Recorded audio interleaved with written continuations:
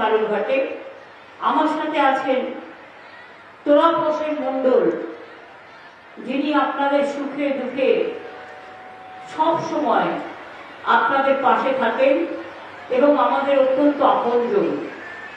মোশাররফ হোসেন তো ছিল, রেখা রায় আছে, কুশমন্ডির বিধায়ক, আরো অনেকেই আছে, ছাত্র যুব মাদার সমস্ত ইম্পর্টেন্ট ব্যক্তিত্ব সকলেই আছে।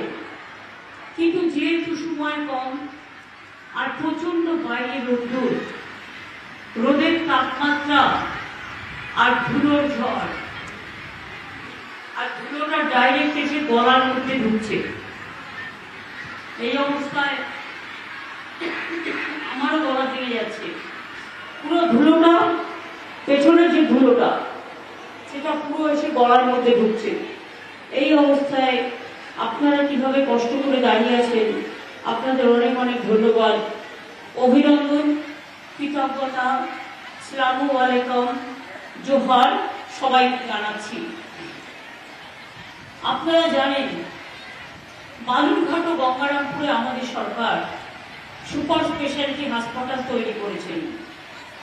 বালুরঘাটে বিশ্ববিদ্যালয়, মাঝিখানে উত্তরবঙ্গ কৃষি বিশ্ববিদ্যালয়ের ক্যাম্পাস, 3টে নতুন সরকারি কলেজ, হিলি, কুমারগঞ্জ, কুশমন্ডি, বুনিয়াদপুরে Eklavya model school, Balurghat airport, Buniadpur bus stand, Gangarampur তাঁত শিল্পীদের জন্য হাট, মার্কেট কমপ্লেক্স, নতুন প্রতিরণ থানা, বালুরঘাট সাইবার ক্রাইম থানা, বালুরঘাট মহিলা থানা, বালুরঘাট স্টেডিয়ামের আধুনিকীকরণ এবং উৎকর্ষ কেন্দ্র সহ অনেক কাজ আমরা করে দিয়েছি। প্রশ্নটা হলো, আজকে কি পশ্চিমবাংলার ইলেকশন? যখন বাংলার ইলেকশন হবে, আমাদের সরকার কি করেছে না করেছে আপনাদের প্রত্যেকটা হিসেব নিকেশ আমরা দেব। আজকের ইলেকশন তো দিল্লির ইলেকশন, মোদী বাবুর বিরুদ্ধে ইলেকশন। এই ইলেকশনে মোদী সরকারকে কৈফিয়ত দিতে হবে, বিজেপির গদ্দারদের কৈফিয়ত দিতে হবে যে তোমরা 10 বছরে কি করেছো মানুষের জন্য। জবাব চাই, জবাব দাও। এটা পশ্চিমবঙ্গের নির্বাচন নয় যে আমাকে কৈফিয়ত দিতে হবে। যখন পশ্চিমবঙ্গের নির্বাচন আসে, একবার কেন 1000 বার কৈফিয়ত দেবো, কারণ এটা মানুষ আশা করে। আর আজকে আমাকে গালাগালি না দিয়ে কৈফিয়ত দাও গদ্দার বাবুরা, কি করেছো? একটা কাজ করেছো, একটা কাজ করেছো, হ্যাঁ করেছো।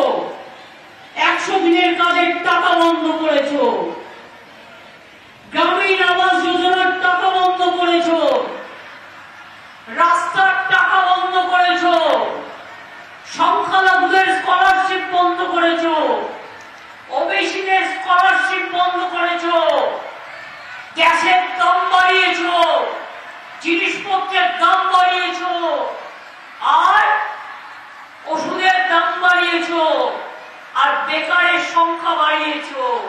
সারা দেশটাকে বিক্রি করে দিয়েছো, ইতিহাস বিক্রি করেছো, ভূগোল বিক্রি করেছো, ধর্ম বিক্রি করেছো। শুধু মানুষে মানুষে আজকে দাঙ্গা লাগাবার খেলা চলছে। সময় থাকলে আমি অনেক বিস্তারিত বলতে পারতাম, কিন্তু আপনাদের জিজ্ঞেস করি, গদ্দারা যখন বলছেন বোমা ফাটাবো, আমি বলি আগে একটা কালী পটকা ফাটা। বোমা তো তোদের বিরুদ্ধে আমরা ফাটাবো, বোমা তো তোদের বিরুদ্ধে। পিএম কেয়ারের টাকা গেল কোথায়? গদ্দার জবাব দাও, বিজেপি জবাব দাও। কালো টাকা দেশে নিয়ে আসবে বলেছিলে, গেল কোথায়? জবাব দাও। সবাইকে অ্যাকাউন্টে 15 লক্ষ টাকা করে দেবে বলেছিলে, কেউ পেয়েছেন? 1 লাখ টাকা পেয়েছেন? 2 লাখ টাকা পেয়েছেন? 3 লাখ টাকা পেয়েছেন? 4 লাখ টাকা পেয়েছেন? 5 লক্ষ টাকা পেয়েছেন? 6 লক্ষ টাকা পেয়েছেন? 7 লক্ষ টাকা পেয়েছেন? চাচ্ছি না, 50,000 টাকা কারো অ্যাকাউন্টে দিয়েছে। তার আবার বড় বড় কথা, কোভিডের একটা ইনজেকশন দিল, তাতেও প্রধানমন্ত্রীর ছবি। এবার কবে দেখবেন, দূরদর্শন দেখেছেন, মোদি কা বাত আর কাউকে বলতে দেয় না, একা বলে, নিজেই শোনে। আমি আজ পর্যন্ত ওনাকে কোন প্রেস মিট করতে দেখিনি। নিজেরাই সাজিয়ে গুজিয়ে কাউকে বসিয়ে একটা সোশ্যাল মিডিয়াতে তৈরি করে দেয়। জিজ্ঞেস করুন, দূরদর্শনের রং ইলেকশন চলাকালীন এটা গেরুয়া কালার হলো কি করে? রেল স্টেশনের রং গেরুয়া কালার হচ্ছে কি করে? জিজ্ঞেস করুন, সিভিল এভিয়েশনের রং গেরুয়া কালার হচ্ছে কি করে? আমাদের স্বর্গ, আমাদের গর্ব সেনাবাহিনী, তাদের বাড়িগুলো গেরুয়া কালার হচ্ছে কি করে? তাহলে যারা গেরুয়া কাপড় পরে সাধু হয়েছে ত্যাগ করে, তারা কোথায় যাবে? এটা তাদের প্রতি অসম্মান নয়? কাশিতে পুলিশকেও গেরুয়া পরিয়ে দিয়েছে। কবে বলবে দেখবেন সকালবেলায় গেরুয়া শরবত খেতে হবে? কে কি পড়বে, কে কি কালার পছন্দ করবে, সেটা আপনার নিজস্ব ব্যাপার। বলছে এনআরসি করা আমি দেখি কে? আমি দেখি কোন হরিদাস পাল। আমি বলি আমি হরিদাস পাল নয়, তুমি নয় গুরুদাস পাল। এনআরসি করার অধিকার আমার রাজ্য সরকারের আছে। আমি যদি করতে না দিই, কারো ক্ষমতা নেই করবার, আমি করতে দেব না। করেছিলে তো আসামে করনি? মনে নেই আপনাদের? 19 লক্ষ লোকের নাম বাদ দিয়ে দিয়েছিল। আন্দোলন করেছিল একমাত্র দল আমরা, কংগ্রেসও নয়, সিপিএম নয়, অন্য কেউ নয়। তুমি করার কি রে?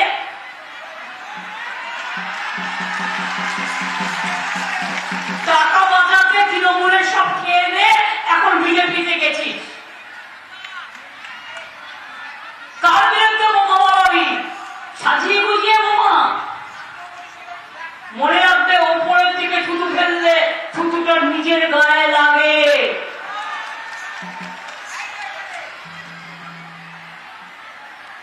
বোমা ফাটালে জবাবটা হবে কালি পটকা দিয়ে, কারণ গুরুত্ব তোমাদের আমরা দিই না। তোমরা মিথ্যে কথা বলো, তোমরা মিথ্যে কথা টিভিকে দিয়ে বলো, তোমরা মিথ্যে কথা বলে সোশ্যাল নেটওয়ার্কে দাঙ্গা করাও। সবচেয়ে বড় চোর বিজেপি, সবচেয়ে বড় ডাকাত বিজেপি। বলে কিনা আমরা আবাস করতে দিইনি? 42 লক্ষ আবাস আমরা তৈরি করেছি বাংলায়। যদি সত্যি হয় কার মূলে ক্ষমা চাইবেন, আর যদি সত্যি না হয় মিথ্যেটা বলবেন। সব পঞ্চায়েত আমাদের নয়, তা সত্ত্বেও সমস্ত কিছু ছাড়বিন করে 350% সেন্ট্রাল টিম এসছে।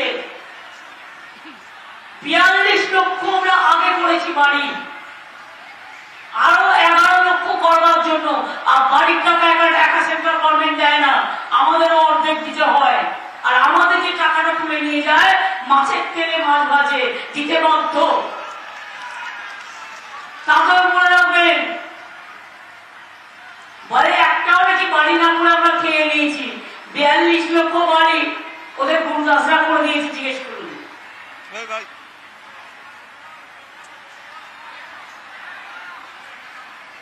জিজ্ঞেস করুন হরিদাসা বদ্দর, তুমি কি ছিলে? আর আজ কি হয়েছ? আঙুল ফুলে কলা গাছ হইয়া গেছো। নিজের কত কি? কেন বিজেপিতে গেলে? টাকা বাঁচাতে, নিজেকে বাঁচাতে, পরিবার বাঁচাতে। মনে রেখে দিও, বিজেপি কাল থাকবে না। তোমাদের মতো গদ্দারদের আমরা কোনোদিন জায়গা দেব না, কোনোদিন